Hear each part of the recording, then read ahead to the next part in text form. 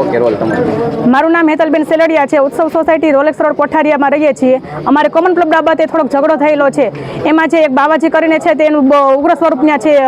એનો તાંડવ એટલો છે કે સોસાયટીવાળા રહી નથી શકતા. છોકરાઓ સુરક્ષિત નથી, બાયુ સુરક્ષિત નથી, કોઈ પણ સુરક્ષિત નથી.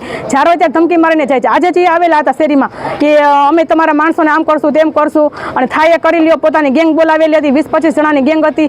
ગાડીમાં હથિયારો હતા, પોતે બધા હથિયારો લઈ આવ્યા અને એટલું ઉગ્ર સ્વરૂપ ધારણ કર્યું કે બધાને આગુ પાછું થઈ જવું પડ્યું. બાળકોને પથ્થર વાગ્યા, બૈરાઓને વાગ્યા, જેન્ટ્સને વાગ્યા.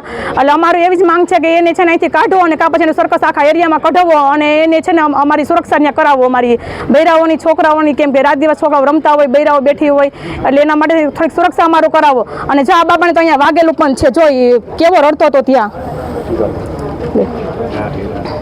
તમારી માંગ શું છે? અમારી માંગ એ જ છે કે એને છે ને એની ભૂલની એને અમારી પાસે માફી માંગવા આવી પડે કે અમારાથી ભૂલ થઈ ગઈ, આ વસ્તુ ક્યારેય ન થાય એમ. અને હું તમારા બધે માટે સહમત છું એમ કે તમે જેમ કે એમ હું કરશું. અને સરકાર એકવાર અમારી નજર સામે બધા કઢાવવો જ ગમે એમ કરીને, નહીં તો અમે તો ત્યાં સોસાયટીમાં આખો તાંડવ મચાવી દેશું.